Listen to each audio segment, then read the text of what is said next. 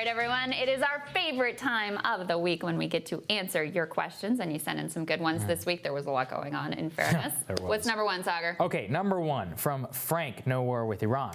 Will Andrew Yang's flip-flopping on Medicare for All cost him in the polls, and more importantly for a campaign of his size, fundraising, much like it would appear that it has for Elizabeth Warren? Hashtag Rising Fuse. What do you think, Krystal? I know people are going to hate me, but I think it's a real problem for him, especially the problem. Look, as we've said on the show, the problem isn't even so much where you stand on health care, although Medicare for All is very popular within the Democratic primary electorate, which is why I'm sure that Andrew Yang's ad makers encouraged him and pollsters encouraged him to put it into his ads. The problem is when you make it unclear where exactly you stand.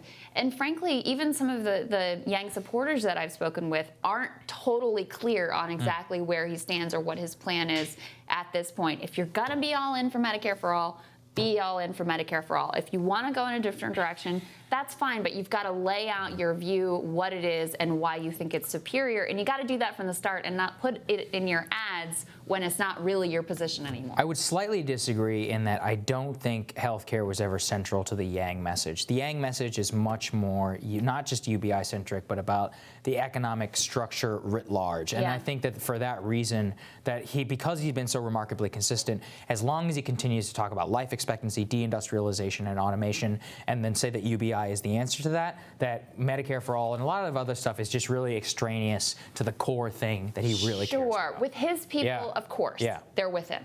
But if you're thinking about how do I grow from here, look, healthcare is the number one issue for people. And it is a deeply economic, central issue to people's, bottom line within their family. I mean, the numbers that people are having to pay for health insurance, it's insane. So in terms of trying to broaden out from the core base, I think it was a major strategic error. It's possible.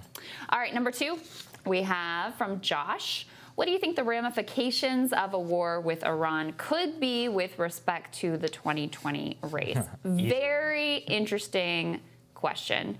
And if we're talking about the primary here, I mean, this really sets up the battle that we've all been waiting for between Biden and Bernie. You could not have a clearer contrast. I think the default is, frankly, that it benefits Biden because he has all the pictures with the foreign heads of state. If you ask primary voters today, they say they trust him most on foreign policy. However, I do think that Bernie has been doing the right thing by starting to aggressively make the case against Biden on Iraq in particular. And I'm hoping that at this debate, for the first time ever, we actually get some answers from Biden on Iraq because he's dodged. He's been, we'll use the euphemism, disingenuous with regards to his answers. He's been incorrect about exactly how long he supported that war. And the American people deserve answers on what was such a significant an important judgment call where lives and trillions of dollars hang in the balance. Yeah, I mean, I agree with all of that. I also think straight up, if that we do go to war with Iran in 2020, that President Trump will lose. There's no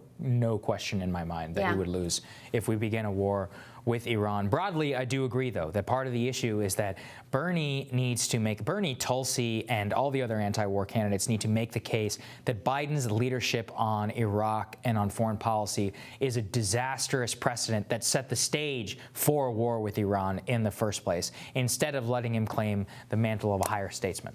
Yes, but indeed. The third question that we have from Rathan is, why is it that people get elected by towing an ideological line? Biden, Klobuchar, etc., they never surprise me. Why are Americans so attracted by unoriginal and predictable candidates? I would actually disagree with you, Rathan, I would say that I don't think Americans in this day and age are attracted to unoriginal or predictable candidates. We haven't had an unoriginal or predictable president since, I mean, even George W. Bush was an outsider to a certain extent.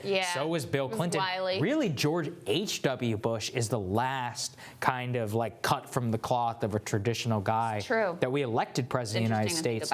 And so I would just push back and say that the elites in Washington love predictable and unoriginal candidates, that the moneyed interests love boring and unoriginality because path dependency is good for them. But the American people do not want anything but unoriginal or predictable And so candidates. then how do you explain that Joe Biden sits at the top of the polls? And I think what it is that Democratic primary voters have had it beat into their heads for decades now that if you don't go with the safe choice, then we're going to lose and it's going to be the end of the world and a disaster, et cetera, even though every time we pick the safe choice, we end up losing. I mean, that history seems to have not broken through, certainly with the media. And when you hear that over and over and over and over again, it's going to have an impact. So voters this year who are just so concerned, especially in vulnerable communities, about Trump getting reelected, they feel like they have to go with Joe Biden. I play this soundbite over and over again, but I think it's so telling of when his wife, Dr. Jill Biden,